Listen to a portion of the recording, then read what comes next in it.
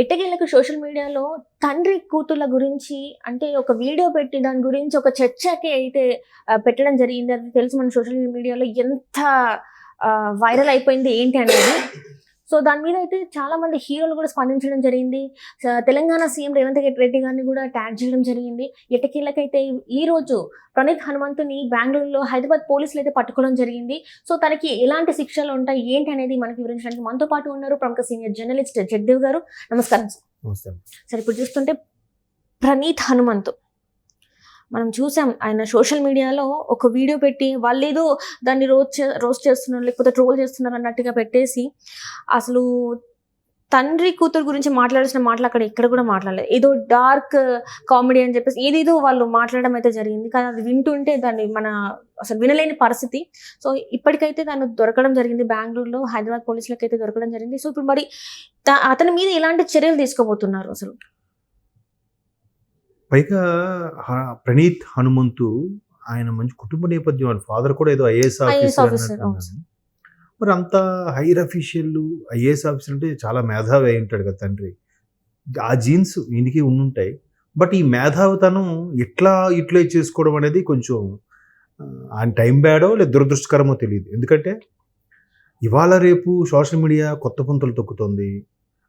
Good or bad జనాల్లోకి వెళ్ళిపోవాలి, మన గురించి నలుగురు మాట్లాడేసుకోవాలి, డబ్బులు బాగా అల్టిమేట్గా డబ్బులే కదమ్మా. సింపుల్ ఏమంటే డబ్బులు వస్తే ఏదైనా చేయడానికి రెడీ అయిపోతున్నారా? ఇప్పుడు ప్రపంచ యాత్రికుడు అని ఒక ఆయన చేస్తూ ఉంటాడు, దాని మీద వెటకారంగా ట్రోల్స్ కూడా చేస్తున్నారు. ఆయన ఏం చేశాడు? ఆయన సొంతగా ప్రపంచంలో ఉండే సుమారుగా 192 దేశాలు ఉన్నాయి నాకు తెలిసి. ఈ 192 దేశాలు 175 దేశాలు నాకు తిరిగేశాడు ఆయన. ఈవెన్ అంటార్కిటికా ఖండం అంటే చీకటి ఖండానికి కూడా వెళ్ళొచ్చాడు ఆయన. అది వీడియో కూడా నేను చూశాను. సో అట్లా చేస్తూ అక్కడున్న పరిసరాలని, అక్కడున్న పద్ధతుల్ని, సంస్కృతుల్ని పరిచయం చేస్తూ వీడియో చేస్తున్నాడు. కొంచెం ఆయన లాంగ్వేజ్ ఉత్తరాంధ్ర లాంగ్వేజ్ లాగా డిఫరెంట్గా ఉంటుంది. దాని మీద చాలా మంది ట్రోల్స్ చేశారు. కానీ అతను ఆత్మాభిమానం దెబ్బతినడానికి ఇప్పుడు చేయలేదు. వెంటనే ఆయన చేస్తున్నప్పుడు ఇంకోటి స్టార్ట్ చేసి ఎక్స్ అని స్టార్ట్ చేసి ఆడంతా డబ్బుల కోసమే చేస్తున్నాడు, ఆడి మోసగాడు, ఆడి ఇది అది అని ఆయనకు వచ్చిన థాట్ అది చేస్తున్నాడు.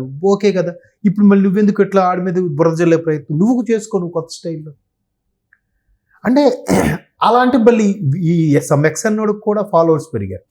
పెరగడం వల్ల వీడికి ఊరికే చేస్తాడా? డబ్బుల కోసమే కదా అల్టిమేట్గా. సో నాకు తెలిసిన ఒక పెద్ద ఆయన ఇలాగే ఒక యూట్యూబ్ ఛానల్ స్టార్ట్ చేస్తూ దానికి సంబంధించి అందులో ఆయన ఆధ్యాత్మం సంబంధించి చెప్తూ ఉంటాడు. చెప్పినప్పుడు సార్ ఆ బుక్స్ కూడా మీరే ప్రింట్ చేసి ఇవ్వచ్చు కదంటే, నాకు వద్దండి, అలా బుక్స్ ప్రింట్ చేసి ఇంకా అదొక బిజినెస్ లాగా వెళ్ళిపోతుంది.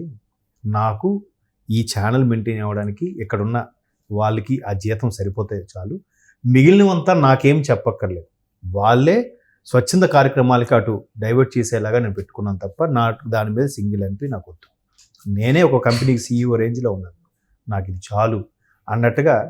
అట్లా రేరుగా ఉంటారు, ఎంతమంది ఉంటారు అట్లాంటి వాళ్ళు.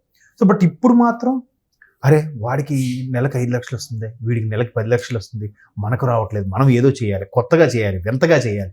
ఈ మధ్యకాలంలో బాగా అలవాటుగా ఉన్న నానుడిలో ఉన్న పదం ఏంటంటే కల్ట్ అంట.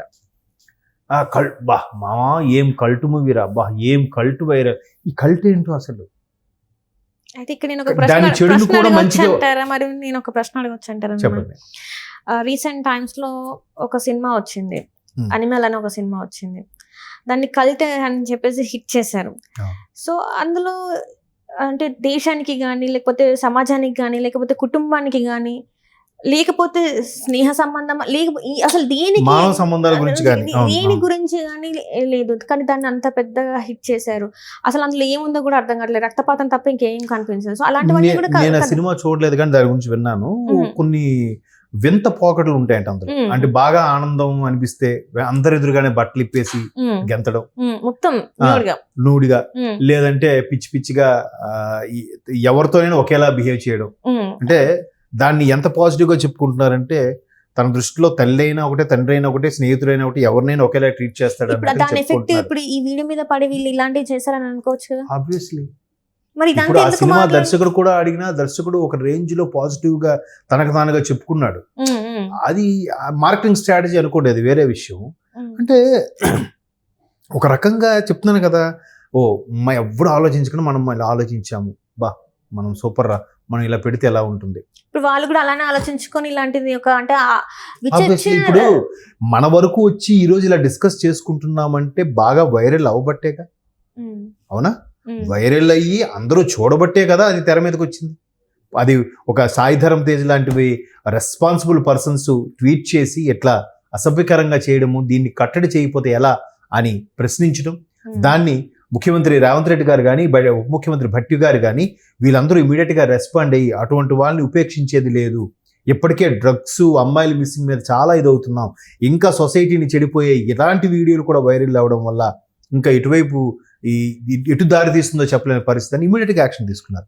ఇప్పుడు ఆయన బెంగళూరు వెళ్ళి అక్కడి నుంచి పారిపోయే ప్రయత్నం చేస్తున్నట్టుగా పోలీసులు అనుమానాలు వ్యక్తం చేశారు. సో ఈ నేపథ్యంలో ఏం చేశారు, అక్కడికి వెళ్ళి అక్కడ మేజిస్ట్రేట్లు, కర్ణాటకలో మేజిస్ట్రేట్ ముందు సబ్మిట్ చేసి ట్రాన్సిట్ కింద మన ఆంధ్రప్రదేశ్ తీసుకొచ్చి లోపలేసే ప్రయత్నం చేస్తున్నారు. చెయ్యాలి, కఠినమైన ఏం లేదమ్మా, ఆ ఛానల్ బ్లాక్ చేయాలి. ఇదే కాదు, ఎట్లాంటి పిచ్చి పిచ్చి వింతగా ప్రయత్నిస్తామనుకున్న ఎవరికైనా సరే అటువంటి కఠినమైన చర్యలు తీసుకోవాలి. అంటే సోషల్ మీడియాలో అంటే ఇన్స్టా రీల్స్లో అట్లాంటివి కావచ్చు ఏదైనా కూడా, అందులో ఒక అబ్బాయిలే కాదు నేను అమ్మాయినైనా కూడా చాలా మంది అమ్మాయిలు కూడా చాలా వింత వింత అమ్మాయిలు ఎలా అంటారా, దానికి ఎగ్జాంపుల్ చెప్తా. ఒక బిగ్ బాస్ సీజన్కి ఒక అమ్మాయి కూడా వచ్చింది, అమ్మాయి పేరు అనవసరం. ఆ అమ్మాయి ఎట్లా ఫెమిలియర్ అయిందయ్యా అంటే ఇట్లాంటి బూత్ జోకులు, డబుల్ మీనింగ్ డైలాగులతోనే. ఏంద్రా నీది ఎట్లా ఉంది ఇట్లాంటి మాట్లాడుతుంది ఆమె. డబుల్ మీనింగ్లతో ఆమె నేమ్ ఫేమ్ అయ్యి అవి ఇప్పుడు సినిమాలో కూడా యాక్ట్ చేస్తుంది. అండ్ మోర్ ఓవర్ బిగ్ బాస్లో కూడా ఆమె యాక్ట్ చేసింది, బిగ్ బాస్లో కూడా ఆఫర్ వచ్చింది. ఇలాంటి వీడియోస్ చేయడం వల్ల అంటే ఇక్కడ మారాల్సింది ఎవరు, ప్రజలే. మళ్ళీ అల్టిమేట్గా అసలు అలాంటి వాళ్ళు ఎందుకు ఎంకరేజ్ చేస్తారు? మళ్ళీ వాళ్ళకి మిలియన్స్ ఆఫ్ వ్యూస్ వస్తున్నాయి వాళ్ళు. అంటే ఇక్కడ తప్పు మీరు ఎంతసేపు మీరు చెప్తూ ఉంటారు మారాలి మారాలి మారాలి, ప్రతిసారి చెప్తూ ఉంటారు. అది రాజకీయంగానే కావచ్చు, ఇట్లాంటి సోషల్ వాటి మీద కానీ మారాలి మారాలి అన్నప్పుడు చట్టంలో ఇట్లాంటి జరిగినప్పుడు ఎందుకు కఠినమైన చర్యలు తీసుకోవట్లేదు? ఎందుకు లాలో తప్పించుకున్నవి ఎక్కువ ఉన్నాయి కానీ శిక్షించడానికి చాలా తక్కువ ఉన్నాయి? ఎందుకంటే లాలో మొదటి నుంచి చెప్పేది ఏంటంటే ఎంత పెద్ద ఎదవైనా దుర్మార్గుడైనా తప్పించుకోవచ్చు కానీ ఒక మంచివాడికి శిక్ష పడకూడదు అనేది కాన్సెప్ట్. అందుకు వాళ్ళు ఛాన్సులు ఇస్తూనే ఉంటారు, బెయిల్ రూపంలోనో వాయిదాల రూపంలోనో ఇస్తూనే ఉంటారు న్యాయమూర్తులు. దాన్ని వీళ్ళు ఆసరాగా చేసుకొని మిస్లీడ్ చేస్తున్నారు. ప్రతిసారి ఇప్పుడు బెయిల్ ఇచ్చిన ప్రతిసారి ఏమవుతుందంటే ఇలాంటి వాళ్ళ మీద యాక్షన్స్ తీసుకున్నప్పుడు చిన్న ఎగ్జాంపుల్ వాళ్ళు అదే తప్పులు చేస్తున్నారు. అదే అంటున్నాను. ఇప్పుడు ఒక ఉద్యోగి లంచం తీసుకుని దొరికాడు, వాడిని ఏం చేస్తున్నారు, సస్పెన్షన్. తర్వాత వాడు డాక్టర్ సర్టిఫికేట్ సబ్మిట్ చేసో ఇంకేదో చేసో పెద్ద పెద్ద అధికారులకో రాజకీయ నాయకులకో మళ్ళీ వీడికి లంచం ఇచ్చి అయ్యా నేను దొరికిపోయాను చూడండి నన్ను మళ్ళీ పోస్టింగ్ ఇప్పించండి అని బతిమాలుకుంటాడు. ఈసారి 5,000 తీసుకున్నాడు, వాళ్ళు అరెస్ట్ లంచం తీసుకుని దొరికిపోయి మళ్ళీ వచ్చిన తర్వాత ఎలాగాడి ప్రమోషన్స్ అవన్నీ ఇబ్బంది ఉంటాయి ఉండదు కాబట్టి ఈసారి 10,000 పెంచుతున్నాడు. మొన్న ఇష్యూ అయిందబ్బా అరెస్ట్కి అని. ఇంకెక్కడ అంటే ఆడిని కాపాడుతున్నది ఎవరు? మనలో ఒక అధికారి. ఆడిని కాపాడుతున్నది ఎవరు? మనలో ఒక రాజకీయ నాయకుడు. ఆ రాజకీయ నాయకుడు ఎవడు? మళ్ళీ మనలాంటి అందరూ ఓటేసి గెలిపించిన రాజకీయ నాయకుడేగా. మరి ఇక్కడ మారాల్సింది ఎవరు? అటువంటి వాళ్ళు ఎందుకు ఎంకరేజ్ చేస్తున్నాం? సస్పెన్షన్ ఏంటి? అలాంటి ఒకసారి దొరికాడంటే ఆడు ఇంకా డిస్మిస్ అంతే. మరి ఇప్పుడు ఇతని మీద ఎలాంటి చర్యలు తీసుకోవాలి, ఎలాంటి యాక్షన్స్ తీసుకోవాలి? అదే చెప్తున్నాను కదా. ఇప్పుడు భరత్ నేను సినిమాలో వాడు ఒక చెప్తాడు, ఫుట్పాత్ నుంచి వెళ్ళిపోతున్నారా బైక్ మీద, అయితే 10,000 ఫైన్ అయ్యింది అంటే, సార్ అంతేస్తే ప్రజలు ఇబ్బంది పడతారు సార్, మనం తిట్టుకుంటారు సార్. వాడు వెళ్ళడం తప్పు కాదు, ఫైన్ పెంచితే తప్ప. అందులో ఒకటి దొరికిపోయి కూడా ఒక మనిషి ఏమంటాడు తెలుసా, మరి ఎట్లా వస్తే మాత్రం 10,000 వేస్తారా? ప్రాణమే పోతే అప్పుడు ప్రశ్నించడానికి నువ్వు ఉంటావా? అదే కూడా ఆలోచించడు. మరి టూ మచ్గా 1,000 రూపాయలు 10,000 చేస్తారా? నువ్వు ఎందుకు వెళ్ళాలి అట్లా? ఎందుకు అటు? నువ్వు కొంచెం ముందుగా బయలుదేరు, త్వరగా వెళ్ళు, సిగ్నల్ జంపు. ఎందుకు సిగ్నల్ జంప్ చేయాలి? ఒక్క 5 నిమిషాలు ముందు బయలుదేరితే అవుతుంది కదా. ఒకటి ఉంది కూడా ఏంటంటే గ్రీన్ పడితే ఏం చేస్తారంటే వెళ్తామని, మరి ఆరెంజ్ ఉంటే ఏంటంటే వెళ్తామని, రెడ్ పడితే ఏం చేస్తారంటే ఇంకా ఫాస్ట్గా వెళ్తామని. అసలు మరి ఏంటన్నట్టు అది. కాకపోతే అదే చెప్తున్నాను కదా, ఇట్లాంటి వాళ్ళు ఎందుకు వీడియోస్ చేస్తున్నారమ్మా? అట్లాంటి గొర్రెలు చాలా మంది మేధావులు సపోర్ట్ చేయబట్టి అలా వీడియోలు చేసి చెలరైపోతున్నారు. ఇప్పుడు కనీసం ఇప్పుడైనా గవర్నమెంట్ కానీ లాలో కానీ ఏదైనా సీరియస్ యాక్షన్ తీసుకుంటే నెక్స్ట్ ఎవరైనా చేయకుండా ఉండడానికి ఉంటది. లేకపోతే ఇతన్ని కూడా మళ్ళీ బయటకు వస్తే మరి కఠినమైన చట్టాలు చేయాలమ్మా, చేస్తేనే అవుతుంది. చేసినా కూడా మళ్ళీ అరే ఎంత దారుణంగా చేశారా అంటే మాలాంటి సామాన్యులు బతకడానికి వీలు లేదురా అంటాడు మళ్ళీ మనలో ఒకడే. వాళ్ళని గవర్నమెంట్ ఏం చేయగలుగుతుంది, అధికారులనే మనం ఏం చేయగలుగుతారు, రాజకీయ నాయకులను ఏం చేయగలుగుతారు. ఒక రాజకీయ నాయకుడు వచ్చి ఫాస్ట్ గా బైక్ నడిపేవాడిని ఫస్ట్ వాళ్ళ పేరెంట్స్ ని బొక్కలో వేయండి అని అంటాడు రాజకీయ నాయకుడు.